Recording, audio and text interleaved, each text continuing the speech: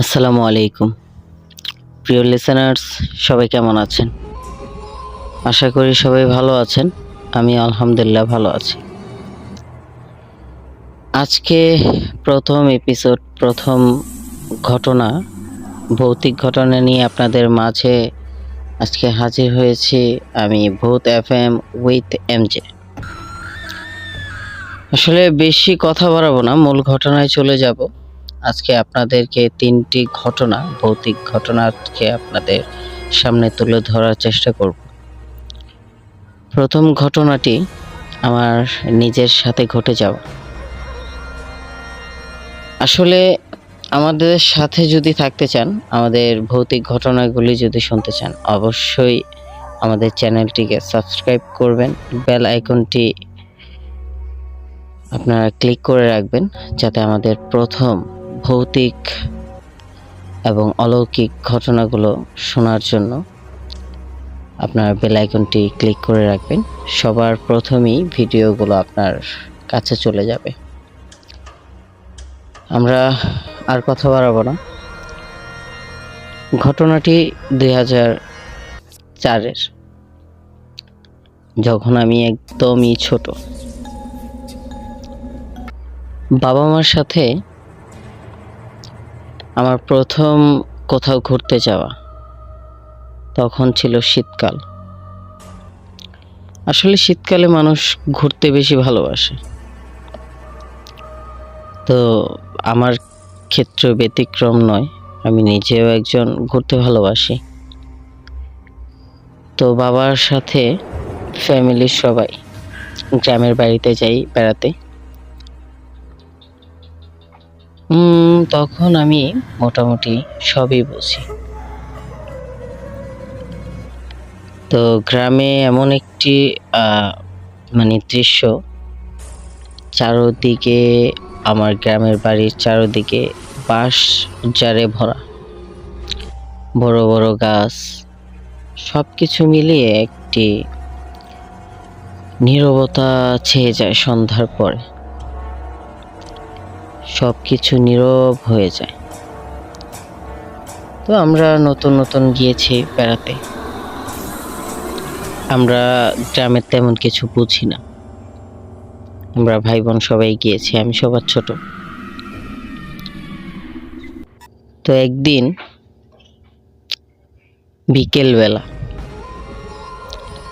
বিকেলবেলা আমরা সবাই হাঁটতে বেরিয়েছি। গ্রামে দেখা যাচ্ছে আপনি বিকেলবেলা ঘুরলে সবচেয়ে ভালো একটি ফিল পাওয়া যায়। তো আমরা এটার জন্যই শীতকাল বিকেলে বের হয়েছি, তো হাঁটাহাঁটি করব। তো আমাদের গ্রামের বাড়ি থেকে ক্রমশ কয়েকটা দূরে, প্রায় 1 থেকে 1.5 ঘন্টা লাগে জায়গাটিতে যেতে।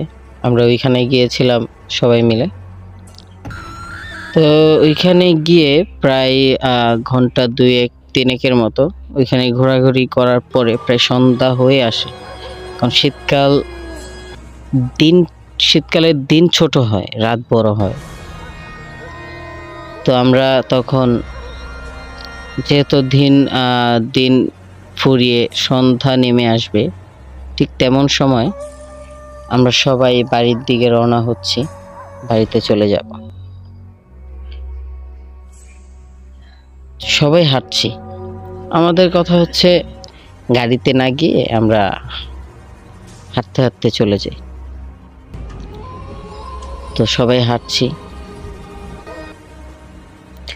হাঁটতে হাঁটতে সামনে বড় একটি বট গাছ। তো বট গাছটি দেখে আমার খুব ভালো লাগলো, কারণ এত বড় গাছ তো আর ঢাকা শহরে দেখা যায় না। তো বট গাছের সামনেই একটা পুকুর ছিল। তো আমরা সবাই এখানে একটু দাঁড়ালাম, কেউ পুকুরে নেমে হাত মুখ ধুলো। তো আমি বট গাছের নিচে দাঁড়িয়ে রইলাম। সন্ধ্যা হবে প্রায় মিনিট কিছুক্ষণ পর মাগরিবের আজান পড়তে লাগলো। আমরা সবাই একটু নীরব হয়ে গেলাম, কারণ এতটা সন্ধ্যা হয়ে যাচ্ছে আমরা ভাবিনি। সময় তো অনেকখানি লাগবে বাড়িতে যেতে। তো দেখলাম আমার শরীরটা আস্তে আস্তে ভার হয়ে যাচ্ছে। আমি আর কিছু বললাম না, কারণ যেহেতু ঠান্ডার দিন, পরিবেশ এমনটা হতেই পারে। সবাই আবার হাঁটা শুরু করলাম। মাগরিবের আজান হচ্ছে। মাগরিবের আজান শেষ কিছুক্ষণ পর আমি ফিল করতে পারছি যে কেউ আমার পিছনে পিছনে হাঁটছে, আর আমি আমার ফ্যামিলির থেকে ক্রমশ দূরে সরে যাচ্ছি। যেহেতু শীতের দিন, প্রচুর কুয়াশা পড়ছে, মানে সবকিছু কেমন যেন এলোমেলো হয়ে যাচ্ছে। তারা আমার থেকে দূরে চলে যাচ্ছে, আবার মনে হচ্ছে কেউ হয়তো আমার পিছনে হাঁটছে। তো আমি অন্যরকম একটা ফিল হচ্ছে আমার মাঝে, ভয়ও কাজ করছে। একটা অজানা জায়গা, আর দ্বিতীয় হচ্ছে যে ফ্যামিলি হঠাৎ করে আমার থেকে এত দ্রুত হাঁটতে শুরু করলো, আমি কিছুই বুঝে উঠতে পারছি না। তখন আমি হাঁটতেছি, মানে তাদেরকে ধরার জন্য আমি একটু দ্রুত হাঁটা শুরু করলাম। হাঁটতে হাঁটতে তাদেরকে কোনোভাবেই ধরা আমার পক্ষে সম্ভব হচ্ছে না। তখনই কে যেন আমার পিছন থেকে আমার নাম ধরে ডেকে উঠলো। আমি তো চমকে গেলাম। কে এখানে আমাকে চিনে, আমাকে জানে, যে আমার নাম ধরে ডাকছে। অন্ধকার হয়ে গেছে পুরো জায়গাটা, যেমন কুয়াশা পড়ছে তেমন, মানে সন্ধ্যা এতটাই গভীর হয়ে গেছে, এমন বোঝা যাচ্ছে যে রাতের 12টা, অমাবস্যা রাত এমন মনে হচ্ছে আমার কাছে। আমি ডানে বায়ে পেছনে সামনে কাউকে দেখতে পারছি না। হঠাৎ করে কে ডাকলো আমাকে, আমি স্তব্ধ হয়ে গেলাম কিছুক্ষণের জন্য। আমাকে কি কোনো মানুষ ডাকছে, বা আমার পরিচিত কারো কণ্ঠ? আমি বুঝে উঠতে পারছি না। আমি কিছু না ভেবে আবার হাঁটা শুরু করলাম। যাই হোক, যেই ডাকুক, আমার দাঁড়ানোটা চলবে না, আমি হাঁটতেছি। আমি প্রথম এমন একটি সিচুয়েশন ফেস করছি, যে সিচুয়েশনের সাথে আমি কখনো পরিচিত না। আমি এরকম ভয় আমার মাঝে কখনোই কাজ করেনি। যেহেতু আমরা ঢাকা থাকি, আমরা গ্রামের এরকম পরিবেশের সাথে তেমন একটা পরিচিত না। তো দেখলাম সামনে, মানে কাছাকাছি একটি গাছ দেখতে পেলাম, খুব মোটা। গাছের নামটা কি যেন ছিল, খুব মোটা, গাছে কাটা কাটাও আছে। তো আমি দেখলাম এই গাছে কে যেন চাপটে ধরে আছে, কুয়াশার মাঝে তেমন বোঝা যাচ্ছে না। আমি মানে বলতে চাইলাম যে আপনি কে, এভাবে গাছে ধরে আছেন, আর খুব সন্ধ্যা হয়ে গেছে। আবার এক মনে চিন্তা করলাম, না থাক, উনি ওনার কাজ করুক, আমি আমার কাজ করি, আমি চলে যাই। তো ওনাকে কিছু না বলে আমি আবার সামনে হাঁটতে শুরু করলাম। আমি আবার ফিল করতে পারছি যে আমার পিছনে পায়ে জুতো পরে, মানে যেহেতু কুয়াশার দিন, ঘাসের মধ্যে ভিজা জুতো দিয়ে হাঁটলে যেমন একটি আওয়াজ হয়, সে আওয়াজ হচ্ছে, আমি শুনতে পাচ্ছি, স্পষ্ট শোনা যাচ্ছে আমার কানে। ঠিক তেমন সময় আমার পেছনে আমার কাঁধে কে যেন হাত রাখলো। আমি পুরো চমকে গেলাম, আমার পুরো শরীর বরফের মতো জমে গেল। আমি তখনই দাঁড়িয়ে গেলাম। আমাকে বলল দাঁড়া। দাঁড়া বলতে আমি দাঁড়িয়ে গেলাম, সে আমার পিছন থেকে হাতটা সরিয়ে ফেলল। আমি ভয়ে ভয়ে পেছনে তাকালাম। কে হতে পারে যে আমার পিছনে হাত দিয়েছে, আমাকে ডাকলো?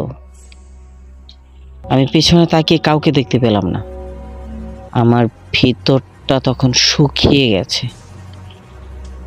এমন একটা অনুভূতি যা বলার বাহিরে। আমি বলে বোঝাতে পারছি না যে তখন আমার ভেতরটা কেমন করছিল। আমি দৌড় দিয়ে কি বাড়িতে চলে যাব, নাকি চিৎকার করে কাউকে ডাকবো, নাকি কিছু করব, আমি কিছুই বুঝতে পারছি না। আমি দ্রুত হাঁটা শুরু করলাম, আর দাঁড়ালাম না ওইখানে, আর দাঁড়ালাম না, দ্রুত হাঁটতে শুরু করলাম। আল্লাহ আল্লাহ আল্লাহ আল্লাহ করতে করতে করতে করতে বাড়িতে চলে গেলাম। বাড়ির সামনে এসেই চিৎকার করে ডাক দিলাম আব্বু আম্মুকে, সবাই চলে আসলো। সবাই চলে আসার পর সবাই বলল যে কোথায় গিয়েছিলি হঠাৎ করে, তোকে খুঁজে পাই নাই, তুই কোথায় হারিয়ে গেলি, এখানে রাস্তাঘাটও ঠিক মতো চিনিস না। আমি তখন কিছু বলতে পারছি না, আমার মুখ দিয়ে কোনো কথাই বের হচ্ছে না। আমি এতটা ভয় পেয়েছিলাম তখন। সবাই ঘরে নিয়ে গেল, আমিও তাদের কাছে এই বিষয়টা শেয়ার করি নাই, নিজের মধ্যেই রেখেছি। হাত মুখ ধুয়ে খাওয়া দাওয়া করলাম।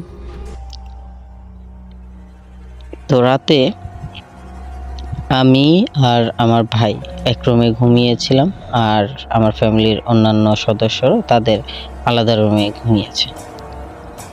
তো আমি ফিল করতে পারলাম রাতে ঘুমানোর সময় যে ফ্যান চলতেছে ঠিক আছে, তবে আমি অন্য কোনো আওয়াজ শুনতে পাচ্ছি। ফ্যানের আওয়াজ আমার কানে যাচ্ছে না, আমি অন্য কোনো মানে একটা কেমন যেন মানুষ গম্ভীর হয়ে থাকলে একটা আওয়াজ বের হয় মানুষের মধ্যে, আমি ঠিক তেমন একটি আওয়াজ পাচ্ছিলাম। আমি ভাইয়ার দিকে তাকালাম যে ভাইয়ার থেকে কি কোনো আওয়াজ বের হচ্ছে বা ভাইয়া কি নাক ডাকছে কিনা। না, ভাইয়ার থেকে কোনো আওয়াজই আমি শুনতে পাচ্ছি না। তখন আমি পুরোপুরি স্পষ্টভাবে দেখতে পারলাম, আমি যখন আমার সাইডে তাকালাম খাটের নিচে কে যেন বরাবর হয়ে শুয়ে আছে, আমি দেখতে পারলাম। আমি চিৎকার দিয়ে লাফ দিয়ে বসে পড়লাম, দেখি কেউ নাই। ভাইয়াও উঠে গেছে আমার চিৎকার শুনে। কি হয়েছে পরে বললাম, না মনে হয় আমি স্বপ্ন দেখছি, কি আসে বিষয় আমি বলতে পারলাম না, আমি ভয় পাইছি। পরে বলছে আচ্ছা সমস্যা নেই, স্বপ্নই দেখছিস মনে হয়, শুয়ে পড়। তো আমি তখন আবার শুয়ে পড়লাম। কোনোভাবে দুটি চোখ এক করতে পারছি না, শুধু এই জিনিসগুলোই আমার মাথায় ঘুরছে যে আমার সাথে কি হচ্ছে, আমি কি দেখছি এগুলো, আর কি এইসব, বা কেনই আমাকে এরকম আমার সাথে এমন হচ্ছে।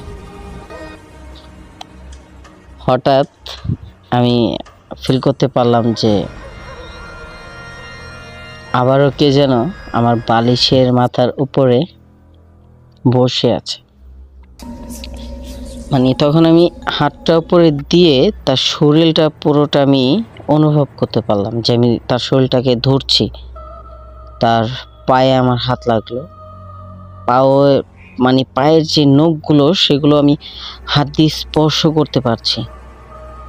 আমার তো তখন পুরো শরীর ঘেমে অবস্থা চায় অবস্থা। আমি লাফ দিয়ে উঠলাম।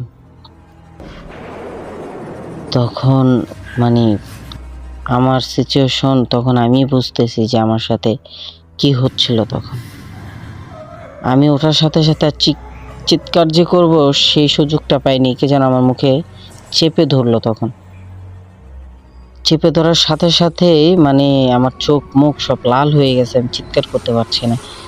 আমার চেহারার সামনে, আমার চোখের সামনে একটা চেহারা চলে আসলো। এটা কিসের চেহারা আল্লাহ মাহবুব ভালোই জানে। রক্ত মাখা বিশ্রী একটি চেহারা, মুখ দিয়ে টকবক করে রক্ত পড়ছে।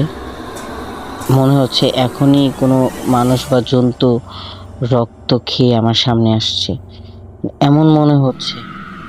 তখন আমি চিৎকার দিয়ে মানে তখনই কিভাবে জোর জবরদস্তি করে চিৎকার দিয়ে আমি সেন্সলেস হয়ে যাই। আমি আর কিছু বলতে পারি না যে আমার সাথে কি হয়েছিল।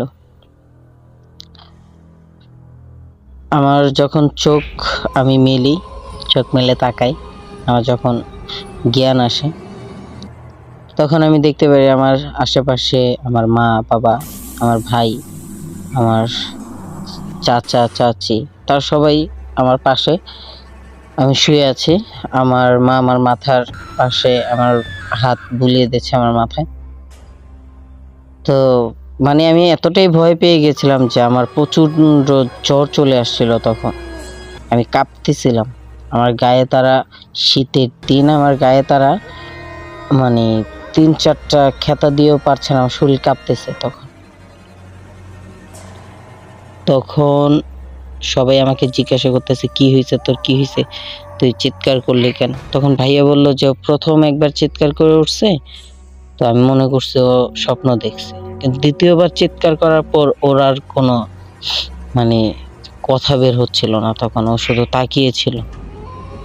মানে আমাকে এটা বলার পরে তখন আমি সবকিছু তাদেরকে খুলে বললাম যে আমার সাথে এটা হচ্ছে, ওইখানে আমি এটা দেখেছিলাম, তারপর থেকে এই জিনিসটা আর আমার পিছু ছাড়ছে না। তো তৎক্ষণাৎই প্রায় মনে হয় ফজরের আজান তখন দিচ্ছে। আমার চাচা তখন বাহির থেকে মানে ঘর থেকে বাইরে হয়ে গেল, নামাজের উদ্দেশ্যে নামাজে গেল। নামাজের পর একটা মৌলবি নিয়ে আসলো, যে হুজুর থাকে নামাজ পড়ায়, তাকে নিয়ে আসলো। তাকে নিয়ে আসার পর কিছু ঝাড়ফুঁক করলো আমাকে, একটা তাবিজ সে তৎক্ষণাৎ লিখে আমাকে আমার হাতে, ডান হাতে বেঁধে দিল, আর বলল যে এটা আমার সহজেই যাবে না, তবে একটু সময় লাগবে, 2-3 দিন সময় লাগবে, আর আমি যাতে মানে রুম থেকে বাহির না হই, তেমন কিছু বলল। এরপরে 3-4 দিন যাওয়ার পর আল্লাহর রহমতে আমি মানে দেখলাম যে এই জিনিসটা আর আমি দেখি না। আল্লাহ তাআলার অশেষ রহমত যে আল্লাহ তাআলা আমাকে এরকম একটি মানে সিচুয়েশন থেকে আল্লাহ তাআলা আমাকে বের করছে। আসলে আমরা সবাই বলতে গেলে কিছু কিছু মানুষ হয়তোবা ভৌতিক যে জিনিসগুলো, অলৌকিক বা প্যারানর্মাল যে জিনিসগুলো আমরা অনেকে বিশ্বাস করতে চাই, যার সাথে এই ঘটনাগুলো ঘটে সেই একমাত্র সাক্ষী হয়ে থাকে, সেই বলতে পারে তার তখন সিচুয়েশন তখন কি হয়। সে একমাত্র বলতে পারবে যে সত্যি কি ভূত বলতে কিছু আছে কিনা, প্যারানর্মাল কিছু আছে কিনা।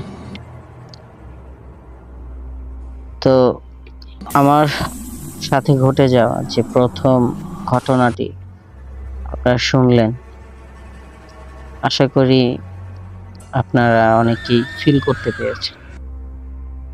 আর আমার যেই দ্বিতীয় ঘটনা আপনাদের সাথে আমি শেয়ার করব, সেটি আমার বন্ধুর সাথে ঘটে যাওয়া স্কুলের একটি ঘটনা। আসলে ভৌতিক যে বিষয়গুলো, সেগুলো যার সাথে ঘটে যায় সেই বুঝতে পারে। অনেকে হয়তো বা প্যারানর্মাল বিষয়গুলো বিশ্বাস করতে চায়, বিশ্বাস যার যার কাছে, তবে যার সাথে ঘটে যায় সেই বলতে পারে ভূত বলতে সত্যিই কিছু আছে। প্যারানর্মাল আমাদের চারদিকেই অহরহ ঘটে যায়, আপনি খোঁজ নিয়ে দেখতে পারেন। আপনার প্রতিবেশী, আপনার কাছের মানুষগুলো থেকে এরকম অনেক ঘটনা শুনতে পারবেন।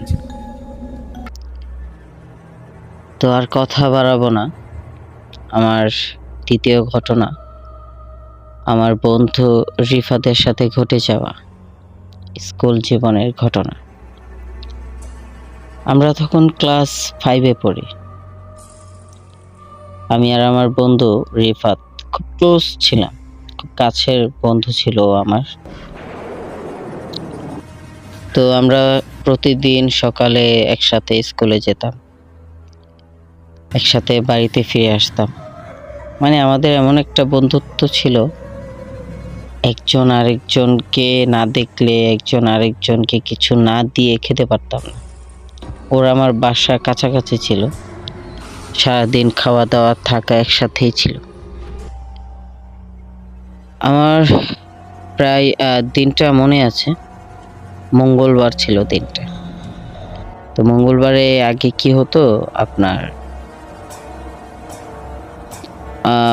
প্রায় অঙ্ক যে সাবজেক্টটা ছিল সে সাবজেক্টটার মঙ্গলবার দিন আমাদের ছিল না, মানে ওই ম্যাডাম মঙ্গলবার দিন থাকতো না, হিন্দু ছিল ম্যাম। আমরা দুজনেই সকালবেলা স্কুলে যাই। সেই দিন গণিত বই নিই নাই আমরা সাথে, কারণ জানি আজকে ম্যাম আসবে না, তো আমাদের আজকে বই নেওয়ার কোনো প্রয়োজন নেই। আমরা দুজনেই বই ছাড়া চলে গেলাম। গিয়ে দেখতে পেলাম যে আজকে আমাদের ম্যাম সে আজকে বাড়িতে না থেকে স্কুলে চলে আসছে। আমরা তো দুজনেই অবাক হয়ে গেলাম যে আজকে তো ম্যাম থাকার কথা না, যেহেতু মঙ্গলবার, আর গণিত বইও আজকে আনি নেই, তার মানে আজকে পানিশমেন্ট খুব কড়াকড়ি হবে। তো জানি না যে স্কুল জগতে আপনারা কে কে খুব পানিশমেন্ট পেয়েছিলেন। আমাদের খুব দিত। আর আমি গণিতে একটু দুর্বল ছিলাম, যার কারণে গণিত মঙ্গলবার দিন আসলে মানে আমার একটা খুশির দিন চলে আসতো। তো আজকে খুশি তো দূরের কথা, মানে কান্না চলে আসছে যে কি করলাম। আজকে ম্যামকে আসার দরকার ছিল, আজকে বইটা বাড়িতে রেখে আসলাম। তো রিফাত বলল যে তুই থাক, আমি নিয়ে আসি।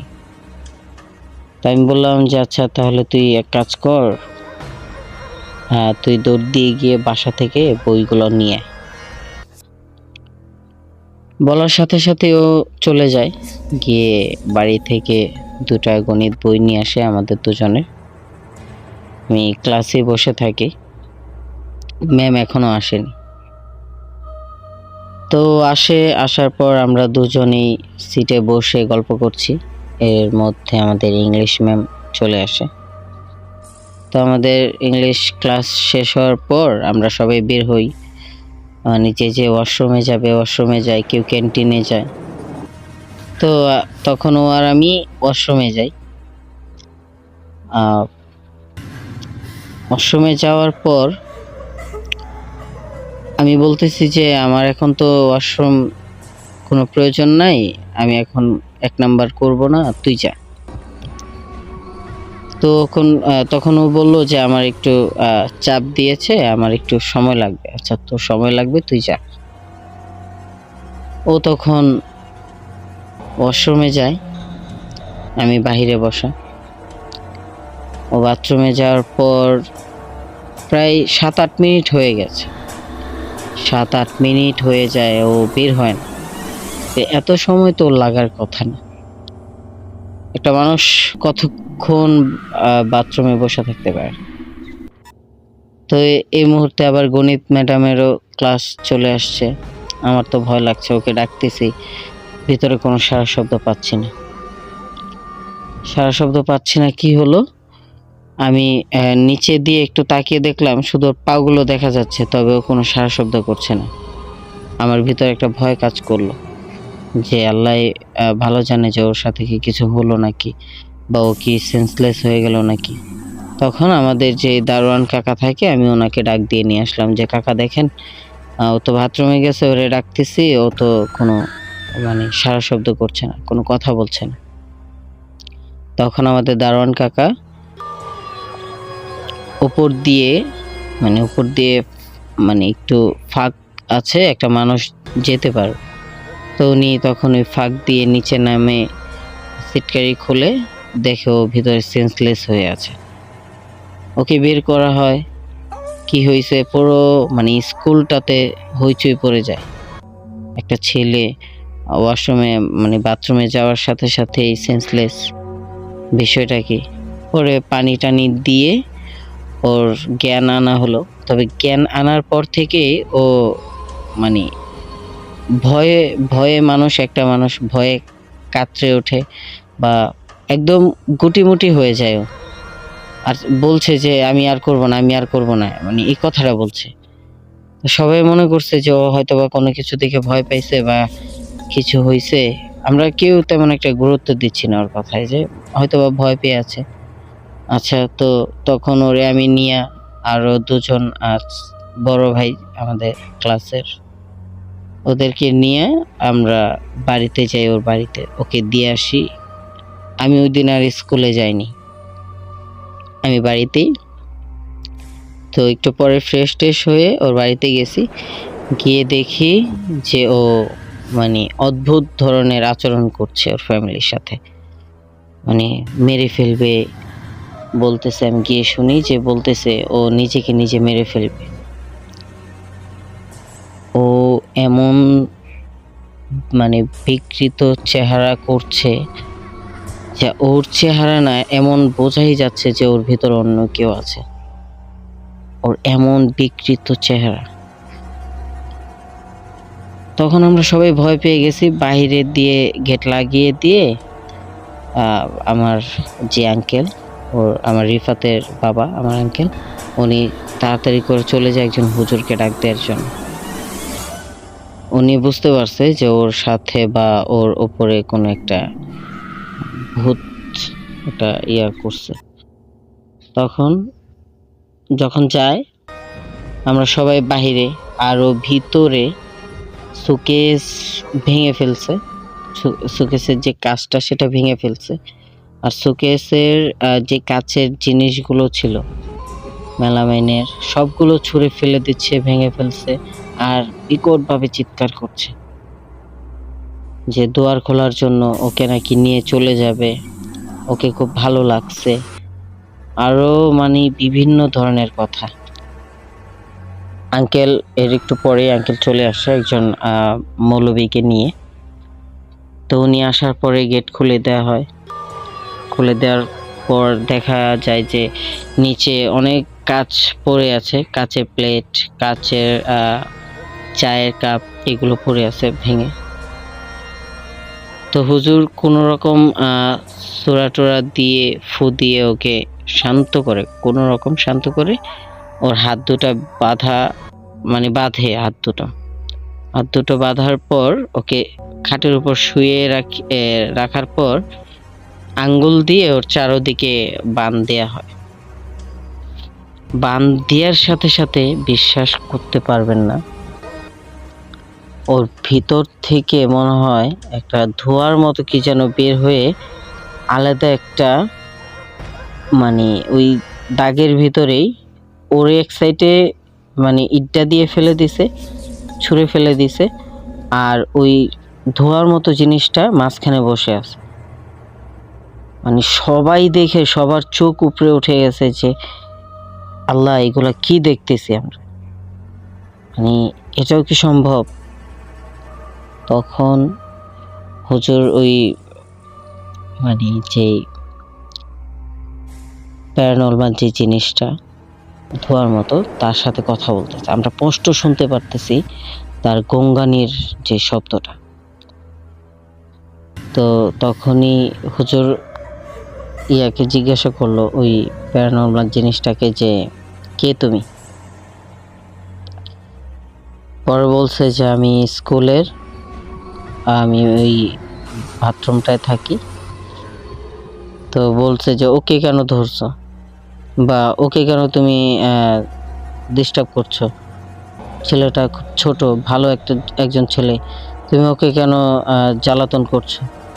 পরে বলল যে আমি ওই টাইমে ওয়াশরুমে গেছি মানে 1 নাম্বার করার জন্য। তখন নাকি আমার বন্ধু রিফাত গলায় কাশি না দিয়ে, আসলে বাথরুমে ঢোকার সময় কাশি দিয়ে ঢুকতে হয়, তো ওই জিনিসটা করে নাই। তখন নাকি ওনার শরীরে ওর পাড়া লাগছে। ওই পাড়া লাগার আগেই নাকি ওকে ধরে বসছে। এখন ওকে নিয়ে চলে যাবে, ওকে রাখবে না, আর কেউ যদি এটা বাধা দেয় তাহলে ওর ক্ষতি হবে, ওকে মেরে ফেলবে। তো হুজুরে তখন ওনার যা যা করার উনি করছে, করার পর মানে ওই প্যারানর্মাল জিনিসটাকে, মানে ভূত যেটাই বলেন আপনারা, ওই জিনিসটাকে তখন সে অনেক অত্যাচার করে, অনেক টর্চার করে, অনেক ফটো দিয়ে তাকে কষ্ট দিয়ে তার জবানবন্দি নেয় যে সেই জিনিসটা আর করবে না, এই জিনিসটা সে আর করবে না। তো দেখা যাচ্ছে যে বলার পর উনি ওই যে দাগটা দিয়েছিল সে দাগটা একটু কেটে দেয়, হালকা আঙ্গুল দিয়ে কেটে দেয়, তখন ওই অবয়বটা চলে যায়, এখানে আর থাকে না, চলে যায়। আর আমার বন্ধুটাও একটু স্বাভাবিক হয়ে যায়, নর্মাল হয়ে যায়। তখন কয়েকদিন ওকে প্রায় 3-4টা তাবিজ দেওয়া হয়েছিল, ওই তাবিজের সাহায্যে চলাফেরা করতো, ও খুব সাবধানে চলাফেরা করতো।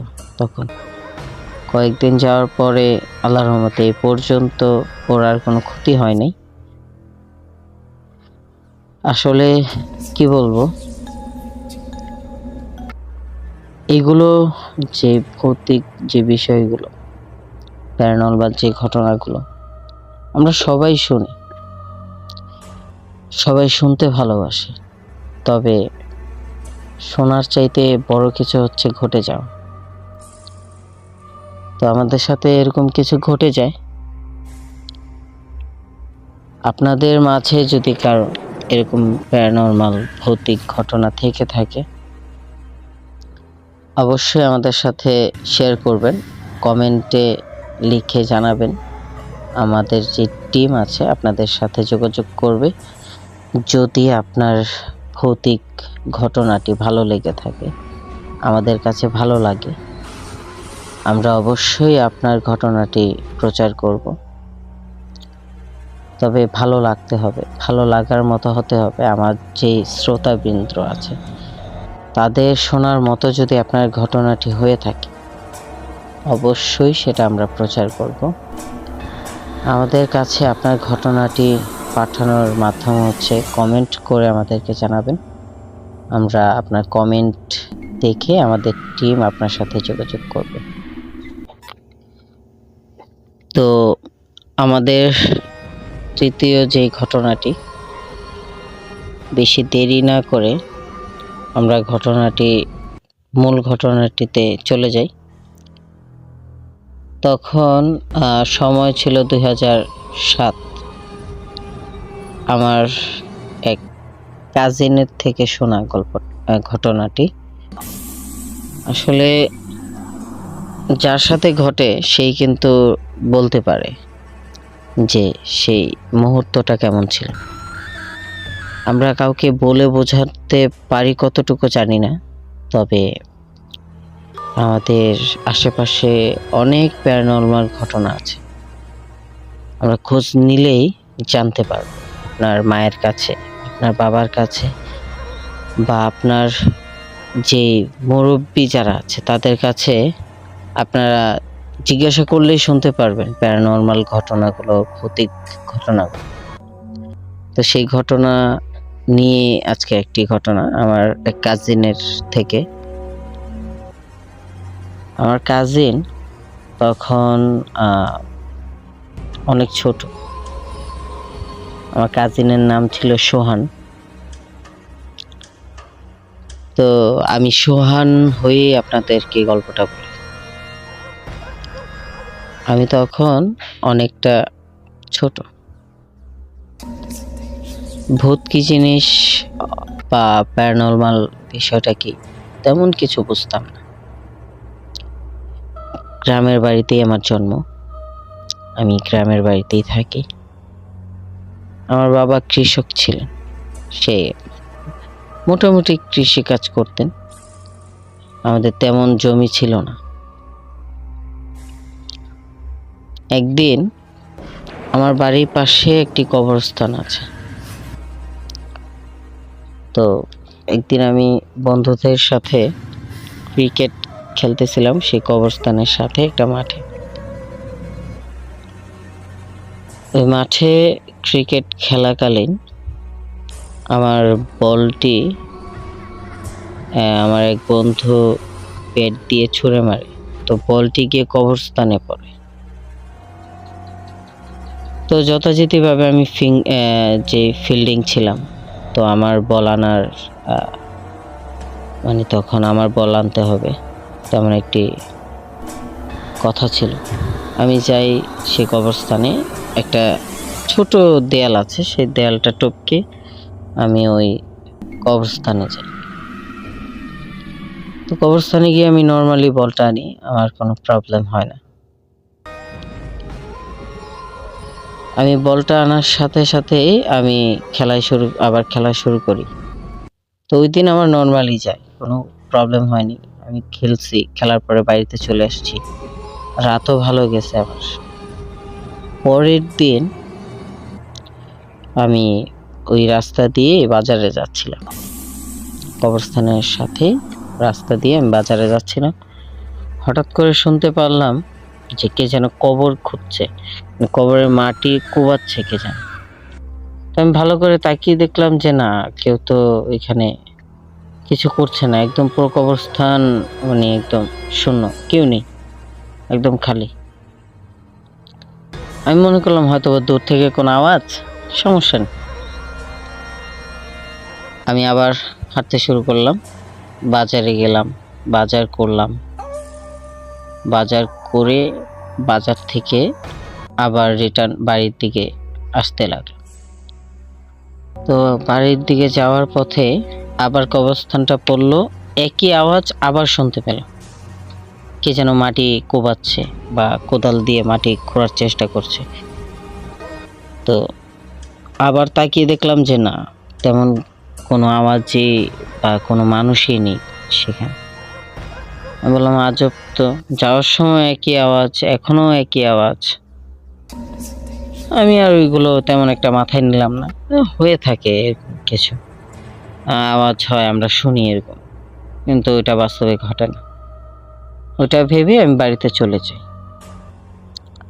বাড়িতে চলে যাওয়ার পর প্রায় সন্ধ্যার দিকে আমার দোকানে যেতে হবে কিছু ডিম আর কিছু নেওয়ার জন্য আর কি যেন তেমন একটি মানে তেমন কিছু মনে নেই। তো দোকানে যাওয়া লাগবে।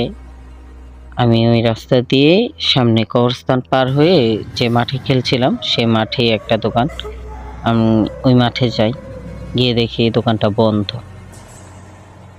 যাওয়ার সময় নর্মালি কোনো প্রবলেম হয়নি আমার, তবে যখন আমি ওই মাঠ থেকে বের হয়ে আমি সেই রাস্তা দিয়ে এগোতে লাগলাম বাড়ির দিকে, তখনই আমি দেখতে পারলাম কবরস্থানে সাদা কি যেন হাঁটছে। তখন আমি ভাবলাম যে হ্যাঁ, মানুষ হাঁটতেই পারে, কারণ যেহেতু কবরস্থান, হয়তো বা কেউ আশেপাশে মারা গেছে, সে দেখতে আসছে, কবর খুঁড়তে হবে, এরকম কিছু আমি ভাবলাম, তেমন কিছু ভাবিনি। আমি যতই হাঁটছি সেই সাদা কাপড় পরা মানুষটা যে আমার সামনে চলে আসছে আরো বেশি। আমি আরো মানুষের আওয়াজ শুনতে পাচ্ছি, চিৎকার শুনতে পাচ্ছি। আমি তখন একটু শিওর হলাম যে হ্যাঁ, মনে হয় কেউ মারা গেছে, না হলে এত চিৎকার, এত কান্না বা এত চিৎকার চেঁচামেচি হওয়ার কথা না। আর এই মানুষটা আমার দিকে কেন আসছে? আমি তখন একটু দ্রুত হাঁটার চেষ্টা করলাম যে না, চলে যাই, যেহেতু কবরস্থান, এখান থেকে যত দ্রুত বাড়িতে চলে যাওয়াটাই আমার মনে হয় উত্তম। তখন ছোট তেমন একটা কিছু বুঝি না, খেয়াল করি নেই আমি তখন। তো আমি দ্রুত হাঁটতে লাগলাম, মানুষটা দ্রুত আমার দিকে আসতেছে। আস্তে আস্তে আমি একদম কবরস্থানের কোনায় চলে আসছি। মানে এতটা সময় লাগছে, আমার মনে হয় আমি ওইখানে 1-1.5 ঘন্টা কাটিয়ে ফেলছি। এতটা সময় লাগছে আমার, শরীর থেকে ঘাম বের হচ্ছে, আমি এতটা দ্রুত হাঁটছি, কবরস্থান আর পার হতে পারছি না। তো ওই জিনিসটা আস্তে আস্তে যখন আমার কাছাকাছি চলে আসছে, তখন আমি দৌড় দিছি, আর কিছুর দিকে তাকাই নেই, আমি তখন দৌড় দিয়ে বাড়িতে চলে গেছি। যে কে হয়তো আমাকে ভয় দেখাচ্ছে বা আমাকে ডর দেখাইছে, থাকে না গ্রামে অনেকেই যারা মজা করে, তখন আমি এটা খেয়াল না করে বাড়িতে চলে যাই। তো সব কিছু খাওয়া দাওয়া শেষ করে আমি যখন আমার রুমে শুই আব্বু আম্মুর সাথে, তখন আমার চোখে ভাসে, আমি তখন শুয়ে আছি। তখন আমি দেখতে পারছি যে কবরস্থানে মানে একটা নতুন লাশ কবর দেওয়া হয়েছে। সে দুটি হাত উঠিয়ে বলতেছে যে আমি মরি নাই, আমারে আইসা বাঁচাও, আমি মরি নাই, আমার আইসা বাঁচাও। আমার তখনই ঘুম ভেঙে যায়, আমি চিৎকার দিয়ে উঠি। যেহেতু কবরের বিষয়, আমি ওই লাশটাকে দেখতে পারছি, পুরো স্পষ্ট আমার চেহারায় ভেসে উঠছে। তো আমি চিৎকার দিয়ে উঠছি, পরে আব্বু আম্মু আমাকে মানে নর্মালি যেটা করে ধরছে, ধরে তারপরে বলতেছে যে কি হয়েছে বাবা, কি হয়েছে। আম্মু সোরা পরে বুকে ফু দিতেছে। আমি বলছি না কিছু না, এমনিতেই দেখছি কবরস্থান দেখলাম এসে। পরে বলে আচ্ছা বাবা, তেমন কিছু। তখনই আমি আবার শুয়ে পড়লাম। শোয়ার সাথে সাথেই, বিশ্বাস করবেন কিনা জানি না, আমি ওই লাশটাকে আমার সামনে দেখতে পারছি। আমার চোখের সামনে লাশটা দাঁড়িয়ে বলতেছে যে আমি তোকে ডাকলাম আমাকে বাঁচানোর জন্য, আমি মরি নাই, তুই আমাকে বাঁচাইলি না, বলে আমাকে আমার গলায় চেপে ধরছে। আমার গলায় চেপে ধরার সাথে সাথে আমি চিৎকার দিয়ে মানে বলার চেষ্টা করলাম যে আমাকে ছেড়ে দাও, বা আমাকে, আমি কথা বলতে পারতেছি না, আমি মরে যাবো, আমার ছেড়ে দাও। এটা বলার শক্তিটাও আমি হারিয়ে ফেলছি। মানে এটা কি হইতেছে আমার সাথে আমি কিছুই জানি না, হাত পাও লড়াতে পারছি না। এটা অবশ হয়ে গেছে আমার সবকিছু, আমার সবকিছু তখন অবশ হয়ে গেছে। মাথাটা মানে চাপার কারণে গলায় চোখ মুখ লাল হয়ে গেছে। আমার মাথাটা মানে এক মাথা আমারতে লাগতেছে, আমার মাথা দুইটা হয়ে গেছে, এত বড় হয়ে গেছে আমার কাছে লাগতেছে আমার মাথাটা। সাদা কাপড় পরা, এই লাশটা আমাকে চেপে ধরে রাখছে। আমার কাছে ফিল বলতে পারছি না যে কেমন একটা ফিল যে আমার হয়েছে। তো আল্লাহর কি রহমত, তখনই আব্বুর একটা হাত আমার উপরে পড়ার সাথে সাথেই ওই জিনিসটা আমাকে ছেড়ে দিছে। ছেড়ে দেওয়ার সাথে সাথেই আমি চিৎকার দিয়ে কেঁদে বসে পড়ছি। আব্বু আম্মু আমাকে আবার ধরছে, বাবা কি হয়েছে, আমাকে এই বিষয় আমার এই লাশটা আমার গলায় চেপে ধরছিল। তো তখন তারা দেখে যে আমার গলায় লাল দাগের মতো হয়ে গেছে। কিছু একটা ধরলে বা কোনো মানুষ যদি ধরেন আপনার গলা চেপে ধরে, তখন সে মানুষের হাতটা আপনার গলায় দাগ হয়ে যায় হাতের। তো ওই জিনিসটা যে আমার ধরছে, পুরো গলা আমার লাল হয়ে গেছে, চোখ মুখ আমার ফুলে গেছে, এতটা জোরে আমার চাপছে। আর কতক্ষণ চেপে রাখলে হয়তো আমি মারা যেতাম। তো ওই দিন রাতটা কোনো রকম কাটাই। কোনো রকম কাটানোর পর আমার পাশের বাড়িতে একজন আছে যে ঝাড়ফুঁক করে, থাকে না কবিরাজ, এমন টাইপের, ওই কবিরাজ আনা হয়। তো কবিরাজ বলছে যে 2-3 দিন আগে কবরস্থানে একজনকে কবর দেওয়া হয়েছে, ঠিক আছে। ওই মানুষটা খুব অন্যরকম একটা মানুষ ছিল। তো ওই মানুষটাই হয়তো বা ওই লাশটাই হয়তো আমাকে ভয় দেখাইছে। এমন একটা বিষয়, এমন একটা ঘটনা আমি যখন শুনছি সোহানের কাছ থেকে, তখন আমার পুরো শরীরের লোম দাঁড়িয়ে পড়ছে, যে মানুষের সাথে কিভাবে এইসব ঘটনা ঘটতে পারে। তো ওকে নর্মালি ঝাড়ফুঁক করা হয়, যেরকম সবাইকেই ঝাড়ফুঁক করা হয়, কারণ প্যারানর্মালের ওষুধ কি আছে সেটা আমি জানি না। তবে মৌলবীরা যারা আমাদের মুন্সি নামাজ পড়ায়, হুজুর যারা আছেন বা যারা ঝাড়ফুঁক করেন, কবিরাজ বলা হয়, তারা সবসময় ঝাড়ফুঁক করে থাকে, তাবিজ দিয়ে থাকে। তো সেই থেকে আর কি ভৌতিক যে বিষয়গুলো আসলে বলার কিছুই নেই, শুধু এতটুকুই বলবো, নিত্য নতুন ভৌতিক ঘটনা যদি আপনারা আমাদের থেকে শুনতে চান, আমাদের ঘটনাগুলো ভালো লাগে, অবশ্যই চ্যানেলটিকে সাবস্ক্রাইব করে বেল আইকনটি ক্লিক করে রাখবেন আর কমেন্ট করে জানাবেন ভৌতিক যে ঘটনাগুলো আজকের প্রথম এপিসোড আপনারা শুনলেন আপনাদের কাছে কেমন লেগেছে অবশ্যই কমেন্ট করে জানাবেন। আর আপনাদের কাছে যদি কোনো ঘটনা থেকে থাকে, আপনাদের পাড়ার প্রতিবেশীর কাছে ঘটনা থেকে থাকে শুনেছেন, যদি বলার মতো হয় অবশ্যই আমাদের কাছে শেয়ার করবেন, কমেন্টের মাধ্যমে লিখে জানাবেন। আমরা আপনার সাথে যোগাযোগ করে যদি ঘটনাটি প্রচারের মতো হয়ে থাকে অবশ্যই আমরা প্রচার করব সেটা। আর ধন্যবাদ সবাইকে জানাচ্ছি ভূত এফএম উইথ এমজের পক্ষ থেকে। আসসালামু আলাইকুম, শুভরাত্রি।